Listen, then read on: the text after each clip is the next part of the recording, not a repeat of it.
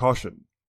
The AJ and Quill show contains D&D content and is intended for a D&D audience. And, besides that, they're really weird. Hi everyone, welcome to Total Party Quill, bringing you monster tactics for Dungeons & Dragons 5th edition. As always, I'm your friendly neighborhood Tiefling, AJ, and this is my fearless companion, Quill the Dragon. Greetings, puny humans. Now with the release of Icewind Dale Rime the Frostmaiden just around the corner, we're going to be finishing up monster tactics for creatures that we're pretty sure you're going to find inside that adventure. So what are we covering today? Question: which dragon is largely considered by most people to be both the smallest and dumbest chromatic dragon? Well, that's easy. It's the... Hold on, give the people at home a chance to try. 'Cause that's right, Quill. Using our patented Quilltronic technology, you too can vote at home. Simply touch the answer that appears on the screen now. We'll give you a second to make your choice. I'm a little teapot, short and stout. Here is my handle. Here is my spout. That's enough. And let's see what the answers came up as. That's right! It's the White Dragon. Ugh, white dragons. They're so dumb. Yeah, but we're going to be covering white dragons because we're pretty sure there's going to be one inside Icewind Dale, and also one of the new miniatures being released by WizKids was an adult white dragon, so it's pretty much a safe bet. It's about time. Why'd you take so long covering dragons? Afraid it would be too interesting? Yeah, we were saving the best for last. But let's not waste any time. You got questions, we got answers. Let's get dangerous.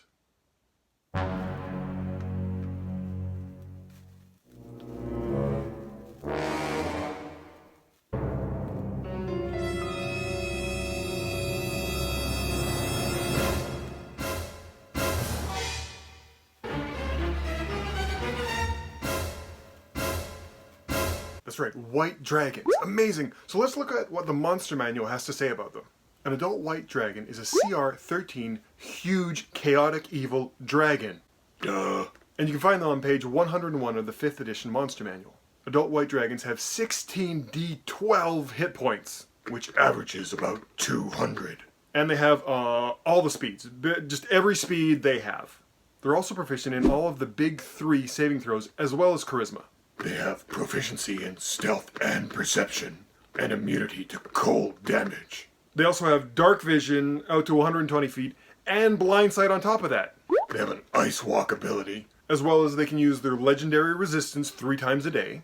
And then they have multi-attack, frightful presence, breath weapon, and lair actions, regional effects, and legendary actions all on top of it. These things are a dragon. And we're also covering an adult white dragon because when dragons reach the adult stage, that's when things start to get really interesting. But let's cover a little bit of the lore with white dragons so that we can help try to explain why these stats. White dragons, also known as ice dragons or glacial worms, have a reputation of being stupid hunters. They are the smallest and weakest of all chromatic dragons. But even as slow-witted as they are, they're also terribly efficient and dangerous hunters. A white dragon's body is covered in pale, white-colored scales that has kind of a mix-in of light blues and grays. This helps them to camouflage in their natural environments. Now, a white dragon's claws are serrated. They use these to help burrow through the snow and the ice, and it also keeps them from slipping when they're trying to, climb ice or go up mountains and stuff. It's why they have a burrow and a climbing speed. White dragons will only consume food that is completely frozen. And they use their breath weapon to accomplish this. White dragons will also attack without any provocation. They rarely keep slaves or servants. Although kobolds have been known to serve white dragons. Unfortunately, white dragons are also known for basically eating their servants as fast as they can get them.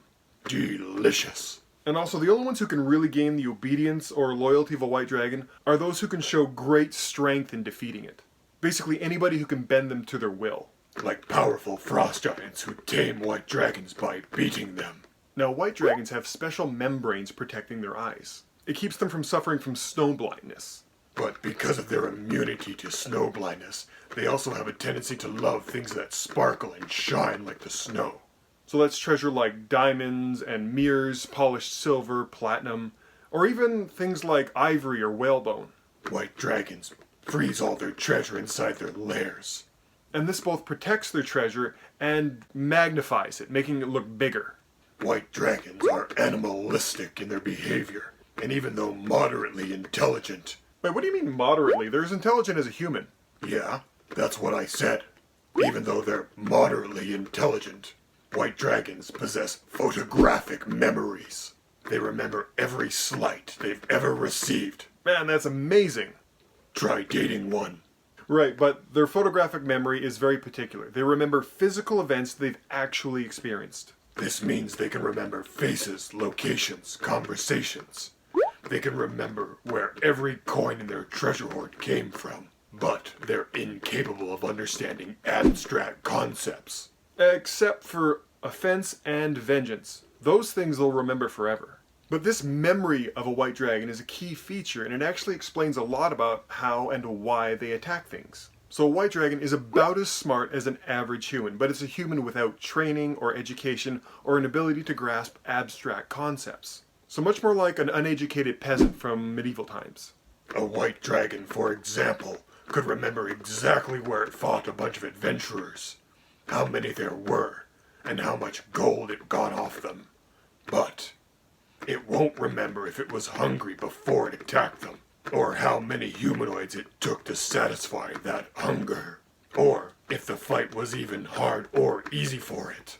This very literal, non-abstract part of their brain also makes them terrible liars and really bad at influencing people. So deception and persuasion aren't really their go-tos. Their minds just don't work that way. Try to think of them as like Drax from Guardians of the Galaxy. They're incredibly literal. White dragons mate for pleasure, not for offspring. They make no special efforts to protect their eggs or their young, outside of what they would normally do for any of their other possessions, like a gold piece or a gem. Now, because they're so instinctual, white dragons have no concept of picking and choosing their targets. They don't really understand their actions or why they took them. And they can't really insight about why their enemies are doing certain things or why they're not. In combat, white dragons don't experiment nor perform any kind of creative attack. They do what they do just because they do it. Kind of like a very intelligent great white shark. Something else to know about white dragons is they hate talking. All a white dragon wants to do is feed, hunt, and gather treasure. Anything that is not one of these three things is a waste of time. It's also notoriously difficult to try to bribe a white dragon. It's a little insulting. Bribing a dragon insinuates that they're not strong enough simply to kill you and take it on their own. White dragons are also incredibly hard to reason with because they don't really understand bargaining or promises or economics. Delayed gratification and future planning are not something that makes sense to them. If you do end up trying to bargain with a white dragon, you're going to have to hope that it's one of the older ones that actually gets the concept of a promise. Like saying, we will bring you food on top of what you're already able to hunt and gather yourself, if you let us go. Don't ever offer a white dragon anything that you are carrying or wearing, because it will just kill you and take it. Yeah, you don't need to be putting those thoughts inside of a dragon's head. But don't ever go back on your word to a dragon either. They'll remember that forever. Now remember, we're speaking in generalities. Intelligent dragons, like people, can all vary quite a lot from one individual to the next. But this is a really good baseline to go with. But how do we put all that together? How do white dragons behave in combat? Now, as we said before, we're covering an adult dragon, because that's the part where they start to get really interesting. They get lair actions, and they get legendary actions. Now, a lair action essentially provides a second mini action on initiative count 20 that the dragon can use. And it's a set of limited options. Right, but those options let them do some crazy things. Legendary actions allow a creature to do something at the end of another creature's turn. So essentially, an adult dragon gets its full turn on its own initiative count, another mini turn on initiative count 20, any normal reaction that it would take if it comes up, and up to 3 legendary actions that it can take at the end of another creature's turn. Holy popcorn, this blows the tar out of the action economy. And remember, with action economy, the side with the most actions typically wins. But actually, that's a really good segue. Let's talk about those lair actions and legendary actions. A white dragon has 3 options for lair actions that it can take on initiative count 20. Now, if it helps at all, think of a lair action as kind of an action that the actual lair can take only on initiative count 20 that will help out the dragon. That's not really what's going on, but it's a good way to think about it, to separate it in your mind. The white dragon's 3 lair actions are: it can make an opaque wall of ice. Right, this is a wall. It can restrict movement, it blocks line of sight, and it can help corral its enemies into a tighter space so that they're a lot easier to hit with its breath weapon. Its second lair action is to create ice shards. And this is really just a direct damage attack. Now this is kind of your go-to option for softening up the player characters, or you would use it if neither of the other 2 options seemed very viable in that moment. Their last lair action is freezing fog. Now, freezing fog heavily obscures a 20-foot radius sphere within 120 feet of the dragon, and it also causes cold damage. This is really good for shutting down spellcasters, or if the dragon casts it on itself and any melee combatants that it's fighting. This kind of acts like the Devil Sight Darkness combo, because even though it's heavily obscured within the freezing fog, the dragon can still see perfectly fine due to its blind sight. And unless the player characters have some way to also see through that fog, they're going to be considered blinded. Now, there are a few general rules that you have to understand with lair actions. Rule number 1. You can't use the same lair action 2 rounds in a row. Number 2. Any lasting effects from lair actions continue until you use that lair action again or the dragon dies. Number 3. The creature actually has to be in its lair to use any of the lair actions. Now, which lair action a dragon will choose largely depends on a few factors. Right. So one would be how big of an area effect that lair action has. They're different sizes. Most, like the white dragon's freezing fog, is a 20-foot radius sphere. But something like a blue dragon's arc lightning is actually a line, not a sphere. Another factor is how closely the characters are clumped together. Right, characters that are all bunched up in a small group together are going to be more susceptible to certain lair actions than other ones. And the final determining factor is, what is the dragon actually trying to do? This is usually one of 2 things. It's either trying to attack the characters, or it's trying to run away from the characters. And depending on which one of those it's doing is going to dictate which lair action it's using. All dragons, both chromatic and metallic, have the same set of legendary actions, 2 of which are attacks. Right, the first is a tail attack, and the second is a wing buffet. The tail attack is sufficient to reach any player character adjacent to the dragon on any side, as well as a PC up to 15 feet to the rear. And the wing attack that will hit any creature within 10 feet of the dragon. It has a chance to knock them prone, and after which the dragon's able to launch itself into the air and gain a bonus flying movement to reposition itself. Now, a white dragon will also use its wing buffet attack if it's ever reduced to below 1/4 of its total hit points. This is the level where we're going to say it suffers a morale failure and wants to leave combat. If that happens, at the end of whatever creature's turn did that, it will use its wing buffet, hopefully knocking all of its adjacent enemies prone. Prone means that they have disadvantage on their attacks in melee. This includes opportunity attacks. And then the dragon will take off and fly away. The tail attack is a freebie the dragon can use against any PC who is impertinent enough to try to get up behind the dragon. Right, but it won't use its tail attack twice in a round. It's going to save at least 2 of its action points to use its wing buffet in case it needs to. Although if you get to the round right before when all of its legendary actions refresh anyway, it's just going to use either its tail attack or its wing buffet, because it's going to get all those points back the very next round. So it's going to do something with it. It's not going to sit on points. There is a third legendary action. It's called Detect. Essentially, it's a free perception check. And this is something the dragon would use if it can't use either of its other options, or they're not particularly good to use at that moment. And you have another creature that's using stealth or hiding, trying to get advantage somehow on the dragon. Or trying to sneak attack.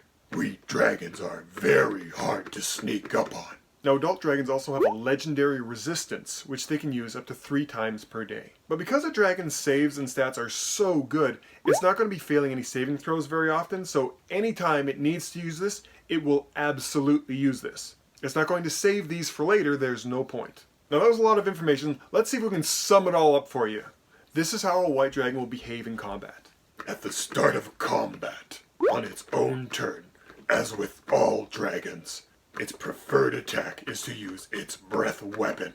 Now the breath weapon recharges, and anytime you see an ability that's limited inside of a monster's stats, that's a pretty good indication that it's really powerful, so you're going to want to use it as much as possible. Now another factor to keep note of is that creatures are going to prefer to use things that require saving throws as opposed to attack rolls, and this has to do with the way the game works. Essentially, an attack roll is an automatic miss that the attacker has to prove hit by using a dice roll, whereas a saving throw is actually considered an automatic hit that the defender has to prove didn't hit using a dice roll. If you're thinking about this as an automatic hit versus an automatic miss, it's going to prefer the thing that's the automatic hit, which would be the saving throw. And that's just a general preference for most creatures, not just dragons. Now, before a white dragon uses its breath weapon, it's going to reposition itself. It wants to get as many of its targets inside the area of effect of the breath weapon as possible. This repositioning may cause 1 or 2 opportunity attacks, but we dragons don't care about your puny opportunity attacks. Not when it's about to use a breath weapon that's going to destroy a third of your party. Now, if a dragon's breath weapon isn't available because it's used it and it's on recharge, a dragon will engage in melee combat using its fantastic multi-attack. The multi-attack consists of its frightful presence ability, as well as a claw bite attack. And when it uses its multi-attack, it'll use the closest weapon, closest target approach. Whatever creature is closest to whichever attack it's using is going to get attacked. And it will keep using its multi-attack until its breath weapon recharges, and then it will use its breath weapon again. Now, outside of its breath weapon and multi-attack, it will use its lair actions and legendary actions. For legendary actions, it will use its tail attack at the end of another creature's turn to do more damage. This is usually going to be anybody attempting to flank or sneak around behind the dragon. Now, a dragon will always save at least 2 of its legendary actions, so that it can use its wing buffet if it gets surrounded. If a dragon gets surrounded by 3 or more melee creatures, it will use its wing attack that turn so that it can reposition itself so that it's no longer being flanked. And hopefully knocking over everyone who's engaged in melee prone, so they have disadvantage on their attacks and opportunity attacks. And really, if a dragon has nothing else to do, using its tail or its wing attack isn't really a good option, and there's a PC sneaking around using hiding and stealth, a dragon will use its detect legendary action. As for lair actions, first, a white dragon will drop freezing fog on itself, getting as many of the melee combatants engaged with it inside the radius as possible. Right, and this, like we said, kind of acts like the Devil's Sight Darkness combo that Warlocks are pretty famous for. Basically, all the combatants, unless they have blind sight inside the radius of the fog, are blinded. But the white dragon won't be. This is a cheesy way to attack, but it's good cheese. Something to note, though, is if the dragon is dealing with mostly ranged spellcasters and archers, it will instead drop freezing fog on them. Right, and it does this to block their line of sight so they can't see it, and to force them to move closer. The second lair action a white dragon will use is its opaque ice wall. It will use this to prevent the PCs from escaping, or to isolate certain characters for some 1 versus 1 combat. Right, and a creative dragon could also use its ice wall to corral a bunch of the player characters into one spot so that they're easy targets for its breath weapon. Otherwise, it will use its jagged ice shard lair action to deal direct damage to up to 3 creatures within 120 feet of it. And it's going to use its ice shards if neither of the other 2 options seems useful. Now, even though they're powerful, dragons are living creatures, and they want to keep living. Even though white dragons are animalistic and savage, they don't want to die either. Their lives are too valuable to risk on foes capable of doing that much damage to it. As such, we say that a white dragon will suffer a morale failure once it reaches 1/4 of its total hit points. This is around 50 hit points remaining. Once it reaches this threshold, it's going to use its wing attack to try to knock prone all the creatures engaged in melee. Then it's going to rise up into the air using the bonus flight speed and flee through the nearest wall of its lair, escaping the PCs, as per the regional effects. According to the regional effects, icy walls block off areas in a dragon's lair. If a white dragon wishes, it can move through a wall, and it can do so without slowing down. But that portion of the wall is destroyed. Right, so if a dragon wants to flee combat, it can just bust through one of these walls and leave its lair and run away. And even a reasonably unintelligent dragon would know to do this. Now, an interesting thing with dragons is that between being bloodied, which is at half hit points, and suffering a morale failure at 1/4 of its hit points, different dragons behave differently. White dragons are dense and pugnacious. Their combat tactics don't change once they become bloodied. Right, and if you compare this to, say, a black dragon, once it becomes bloodied, it's more than likely going to leave combat. It won't wait till it reaches 1/4 of its hit points. And that's about it. We hope this is enough to get you started using dragons inside of your adventure and to fight your player characters. White dragons are interesting combatants. They make for a fun and iconic Dungeons & Dragons encounter. And it's almost a badge of honor for most players to be able to fight their first dragon and slay it. I mean, who are we kidding here? It's called Dungeons and Dragons. It's in the name. It's in the name. It's in the name. So I hope you have a lot of fun fighting a white dragon in your next adventure. And hopefully inside Icewind Dale Rime of the Frost Maiden, which should be coming out in a few weeks. And we'd like to offer our most humble and sincere apologies to the wonderful Miss Erin M. Evans. I'm sorry, darling. We wanted to get you on the air. We really did. We just ran out of time. But enough of that. Let's get to Quill's Joke of the Day. Quill? What is big, scaly, and bounces? I don't know. What is big, scaly, and bounces? A dragon on a trampoline. Anyway, don't forget to tune in next time when our special guest will be the awesome and creative Mr. B. Dave Walters. That man is an absolute legend. And he plays an awesome vampire. We hope to see you then. Bye. Bye.